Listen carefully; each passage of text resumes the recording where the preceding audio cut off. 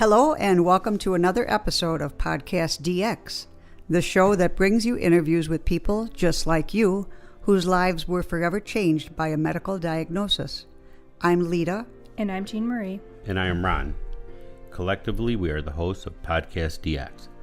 Welcome to this special edition of PodcastDX. Although I will not be able to participate in the taping later today, I wanted to take a moment to introduce today's guest and our topic. Today marks the 17th year since the United States was attacked by terrorists hijacking 4 commercial jets, which crashed into the Twin Towers of the World Trade Center in New York, the Pentagon in Arlington, Virginia, and a field outside of Shanksville, Pennsylvania. According to the New York City Fire Department, 2,977 victims were killed in the September 11 attacks. 412 were emergency workers in New York City who responded to the World Trade Center. This included 343 firefighters of the New York City Fire Department, including a chaplain and 2 paramedics. What you may not realize is there are still victims dying today from the aftermath of working in the environment of the disaster and subsequent cleanup. As of today's taping, the death toll of firefighters that have succumbed to injuries or illnesses related to the disaster has unfortunately reached 178. We have the honor of speaking today with Dr. David Prezant. Dr. Prezant is a board-certified pulmonologist and internist. As the Chief Medical Officer for the New York City Fire Department, he and his colleague created a monitoring and treatment program for first responders and residents in the aftermath of 9/11. Dr. Prezant, we're very honored to have you on our show today as we remember the brave men and women who gave their lives on this day 17 years ago. Well, thank you. It's an absolute honor and pleasure to be invited to talk to you and your listeners today. 9/11 is a day that we will always remember in the fire department, but it's also important that we share those memories with everyone so that they can realize what a true bunch of heroes these men and women were. Absolutely, yeah. Well, from what I've read, pulmonologists treat ailments of the lungs and respiratory system, such as maybe asthma, pneumonia, tuberculosis, COPD, and other complex chest infections and things of that nature. But I'd like to start us out by asking you actually 2 questions. What made you decide to become a pulmonologist? And how did you come to work with and for the New York City Fire Department? Oh, that was a great question. Rarely am I asked, so thank you. I've always been interested in the lungs. Sure. If you talk to any physician who specializes, they always think their organ system is the most interesting and the most important. But they're wrong. The lungs are the most interesting and the most important. The lungs are what gets oxygen everywhere. The muscles, heart, kidneys, brain. They don't survive without the lungs. Right, right. And the other really fascinating thing to me was the wide spectrum of diseases and ages of patients that are involved in lung treatment. And then most importantly, it has a connection not just to patients, but to the occupational and environmental health fields, so that you can help through medicine and public health initiatives. Pulmonologists are able to prevent disease and able to interact with people who are exposed, who have true serious concerns. And if you're interested in preventing disease and dealing with occupational and environmental exposures, there's really no better place to do that work than with the greatest fire department in the world, the Fire Department of the City of New York. Absolutely. Absolutely. Dr. Prezant, we've read your articles regarding the September 11th attacks and the effects of the World Trade Center complex fires. For our listeners, could you briefly summarize what the long-term effects of working in those extreme conditions are? Well, we're finding out new things every day. It's 17 years after 9/11, and we're still finding out new things. Initially, this was felt to be an upper and lower airway insult causing sinusitis, which is nasal congestion, nasal and sinus tenderness, headaches, and lower airway issues, predominantly asthma and bronchitis. Okay.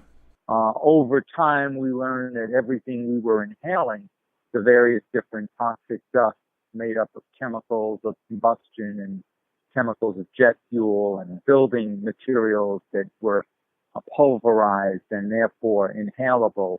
Over time, we learned that inhaling all of that was not the only thing we did. We actually were swallowing parts of it as well, which led to a variety of stomach ailments, most notably acid reflux, sometimes called gastroesophageal reflux disorder. And the very interesting aspect of that is that these three diseases, sinusitis, asthmatic bronchitis, and acid reflux, these three diseases can fuel each other.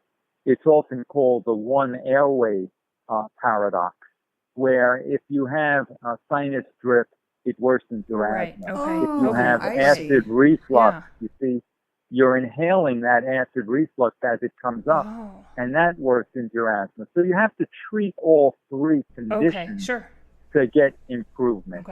And that was a major advance in our knowledge and in our treatment.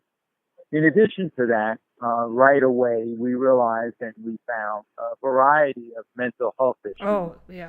Because of the body parts and the stress that these first responders were under. In addition to the physical health issues, we found a variety of mental health issues because of the stress and the various exposures to bodies and body parts that our first responders were subject to. In addition to losing 343 of their own co-workers, firefighters, a chaplain, and 2 paramedics. So this was an immense emotional burden as well. This is a family, and to lose family members really brings it all home. So we were knowing and, as expected, needed to rev up to treat post-traumatic stress disorder and depression. Now, over time, because you asked about the long-term effects, over time, in addition to all of those issues, there's been a lot more depression that's occurred with retirement and with sort of a loss of purpose, with disability, with dealing with physical health issues that take really amazing, physically capable people who are firefighters and turn them into normal people or even more disabled than that. Taking the capes off of the superheroes. Yeah, they you got it. That's so well said. And you know that has added more emotional stress. And then there's the long-term chronic illnesses that have added on, which we were again at the fire department the first to document, which are the cancers of all types, but predominantly hematologic cancers, prostate cancer, colon cancer. It's a little too early to have seen lung cancer. That usually takes about 20 years to develop, but we are now starting to see that. And then we were also the first to show that there's been a host of autoimmune diseases that have been associated with the World Trade Center. Sarcoidosis is the predominant one, but we have some evidence that other rheumatologic autoimmune diseases are also associated with this exposure. So by identifying these problems, we are able to get early treatment, early diagnosis, and then early treatment. So in addition to these diseases and others that we're now looking into, the critical issue is that with early diagnosis, early treatment, which can only be done when you have knowledge that these diseases are cropping up, with early diagnosis, you achieve early treatment and better outcomes. And the World Trade Center Health Program, for those diseases that are covered under the health program, provides free treatment. And by doing this, we're doing something even more important than just treating disease.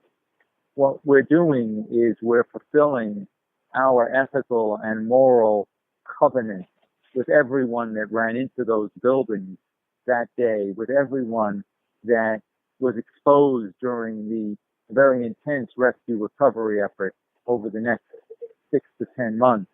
We're fulfilling a very important covenant where we said to these people, you come help us, and we will be there to help you.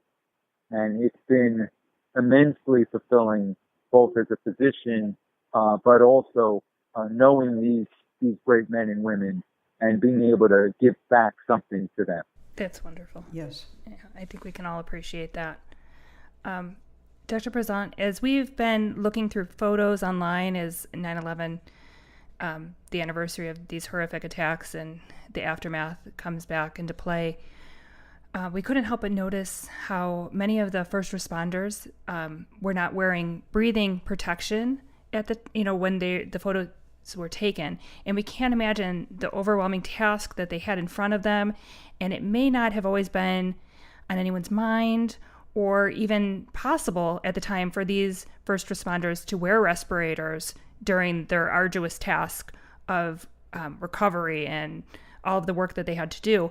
But do you believe that maybe in future, not hopefully never anything of this nature, but in when first responders are undertaking their tasks, if at all possible, should they be wearing respirators, or would that not have even helped or assisted with their long-term health? Well, we would have much better health outcomes if we were all wearing respirators and complete personal protective equipment. I mean, one can even take this to the extreme of saying that in a severely toxic exposure, we should all be in the equivalent spacesuit. Okay. The problem is being able to do your work at Right. the same time. Right. Okay. These are very difficult to breathe through. They also reduce communication. Right. And communication between workers during and in a hazardous environment is very critical. I mean, nobody ever talks about this, but we had no life-threatening traumatic injuries during the 10 months of the rescue recovery effort. Okay. This is while working and digging and Right. moving through rubble Well, that's and marvelous. steel beams. Yeah. You know, we had none. Right. And that's in part because of the supervision, but also in part because people are able to communicate back and forth while Okay. they're doing this. Sure. Now, that's not a full excuse, however. I mean, we need to do better. We need to, next time around, if there is a next time, and hopefully there won't be, but we prepare for it. Right. Right. We need to have shorter work shifts, Of course. rotate Right. people in and out of there much more frequently, make certain that to the best of everyone's ability and even above that, that they do wear these respirators. Now, it's impossible on the first day of a disaster like this to achieve that Right. because they, in fact, had the best respirator. They had a self-contained breathing apparatus, but after those bottles run out in about 20 minutes, Right. you know, they need new bottles. Okay. And we were under attack. Right. Right. And it was impossible at this times of a massive attack to get that. But in the subsequent days where P100 respirators that don't require air bottles could have been used, we did, but we had problems, A, with supervision, and B, with the design of these respirators that really, as I said, make it so difficult to do this work. Right. We need better designs. We need better work plans. We need to learn from this that we need to really rotate people in and out much faster and make certain that we are doing over and above what we should be doing to protect our work. Okay. Okay. Wow. Following up on the list of individuals with possible repercussions from working in a toxic environment must be daunting. And the CDC reports that up to 400,000 New York residents might have also been exposed. Does your office track these individuals as well as the firefighters? No, our office is tracking the roughly 16,000 firefighters and EMS workers. I want to stress that it's both firefighters and EMS workers. Okay, it's right, one family. right. But that's what we track, diagnose, treat, do annual monitoring exams on for the New York City firefighters and New York City Fire Department EMS workers. Now, we do are part of a cooperative, the federal World Trade Center Health Program, supervised by the National Institute of Occupational Safety and Health, NIOSH. Mm-hmm. They are responsible for all of the people that were exposed down there. Okay. And we are just one part of that effort. We meet monthly in person and weekly by phone, if not more often, to discuss what each one of the groups is seeing so that we can function as greater than the sum of our whole. Okay. We meet with Sure. the survivors. We meet with the other hospitals that are taking care of the non-FDNY general responders. These are great hospitals that we work cooperatively with. Okay. Well, and as you had said earlier that, I understand that there are inherent risks in being a firefighter or, someone with EMS, and that you said that there were some severe issues with like PTSD and things of that nature in working in this environment. But are there any other differences when someone's working in a mass casualty environment, and how does that affect their long-term health? Well, in general, every time you're at a fire, every time you're at a disaster site, every time you're at a hazardous exposure site, Mm-hmm. You're encountering numerous issues. If it's a fire, there's also the thermal threat. Severe burns that can occur. Thankfully, the new improvements in thermal protection, what firefighters call bunker gear, the coat, the pants, Mm-hmm. gloves, hood, helmet, and of course the self-contained breathing apparatus. They've had a phenomenal reduction in burn injuries over the course of my 30-year career. Okay, that's great. Since 1996, when we've introduced this equipment, burns have decreased by 85% Oh, wow. in the New York City Fire Department. I mean, it's just amazing. Yeah, that's wonderful. Has totally changed it. Self-contained breathing apparatus. We used to see a lot of emphysema in firefighters when you go back 50, 60 years ago. Right. Now we see asthma, but we don't see much emphysema. Okay. So that's a major advance. Oh, that's And wonderful. all of the other different personal protection devices that we have for different hazardous exposures, and the knowledge we have of these chemicals and exposures has helped us immensely. But the risks are there. Unfortunately, several firefighters in our region die every year, and from new risks. I'm not just talking about the World Trade Center. Right. And throughout the country, Right. there are firefighters dying from interior structural firefighting, from collapses, and lately, as you've heard, from wildland fires. Right. So this is an incredibly dangerous job. Everybody else, as they always say, everybody else is running out. And you're Firefighters are running in. Right. And it's just an amazing thing Yeah. to see, to witness, and strangers coming to your help. Right. There's no greater feeling on the planet. Yeah, it Absolutely. is truly amazing. Right. I don't know if you're aware, but Jean and I were both career Army officers, and in the Army, after an event, we do a roundtable discussion and we do lessons learned for the future so that we can make adaptations in whatever way we need to so that Sure. the future will have a better outcome. And it sounds like you're already doing that. But I was just curious, are there enough respirators in the inventory to cover events like this? Yes, there are enough respirators for our first responders. I think, what the federal government has to deal with, and they are always looking at how to do this better, Right. is, what would happen if you had to provide aid to the general population. Okay. Right. And that's an ongoing issue, and really no one knows. But there are plans and supplies stockpiled throughout the country Okay.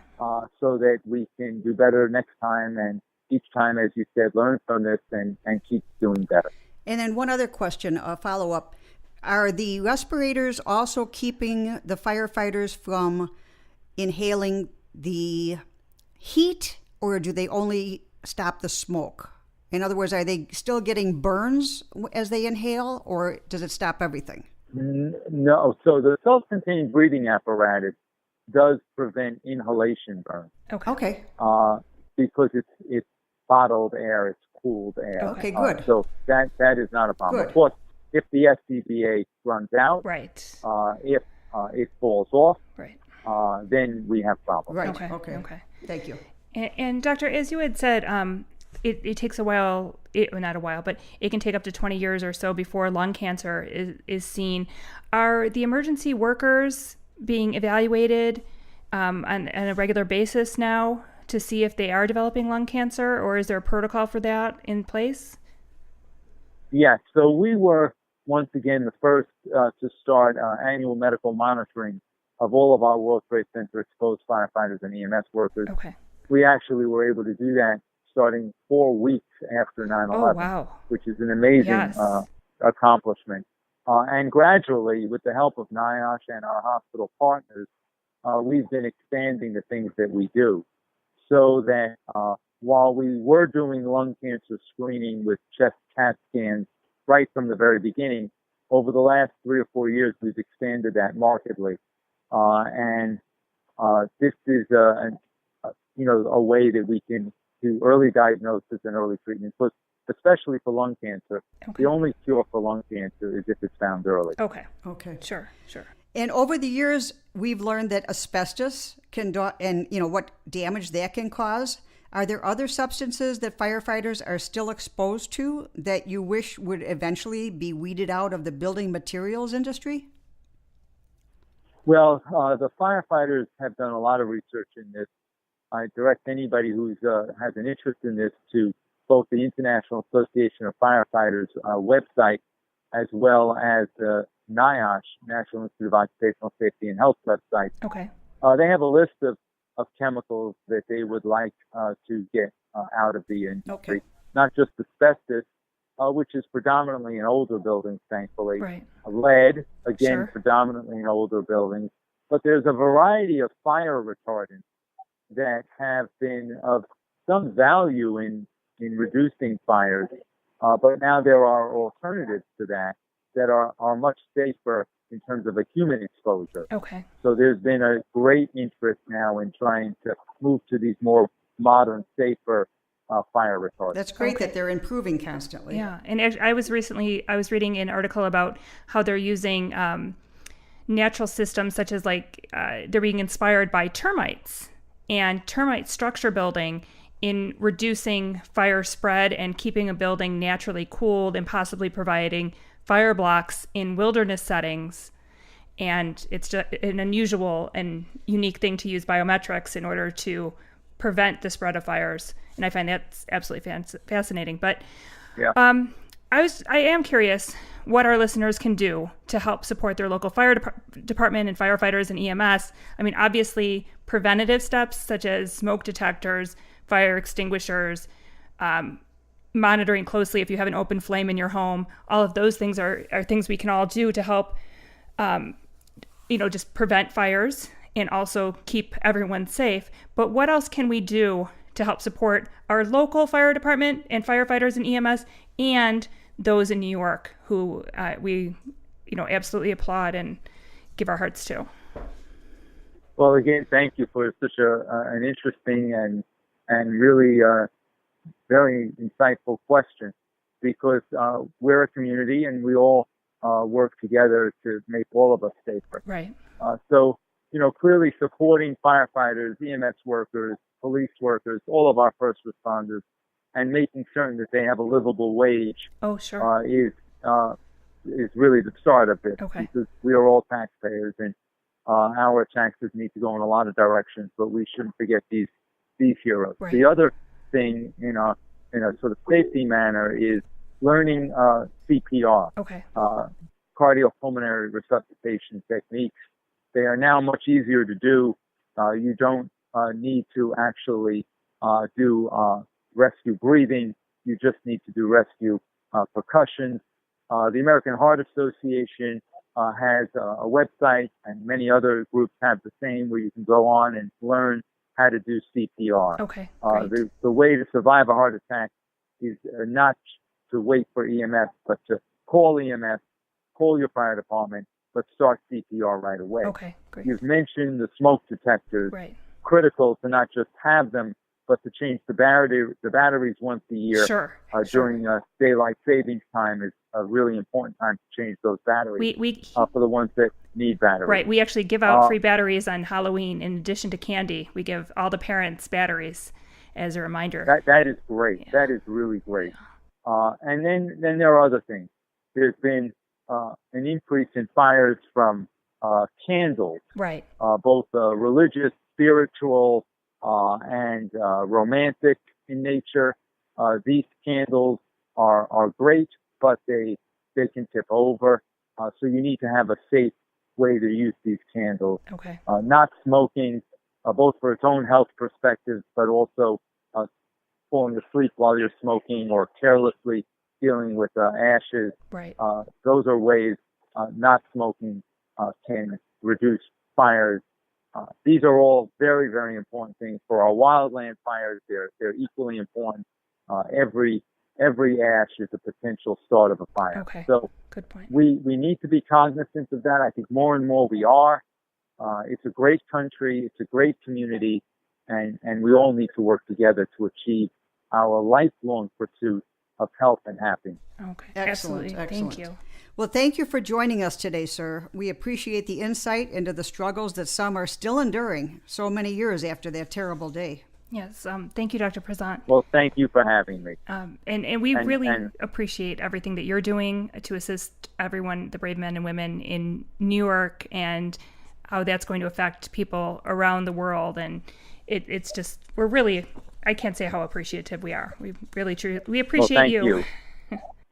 Thank you, and thank you and your listeners for everything that they do. Okay, thank you. Have a great flight, My sir. pleasure. Thank you, sir. Enjoy. Bye-bye. Bye-bye now. If our listeners have any questions or comments related to today's show, they can contact us at PodcastDX@yahoo.com, through our website, PodcastDX.com, on Facebook, Twitter, Pinterest, or Instagram. And if you have a moment to spare, please give us a 5-star review wherever you get your podcast. Please keep in mind that this podcast is not intended to be a substitute for professional medical advice, diagnosis, or treatment. Always seek the advice of your physician or other qualified healthcare provider with any questions you may have regarding a medical condition or treatment and before undertaking a new healthcare regime. And never disregard professional medical advice or delay in seeking it because of something you have heard on this podcast. Until next time. Thank you much. Bye-bye.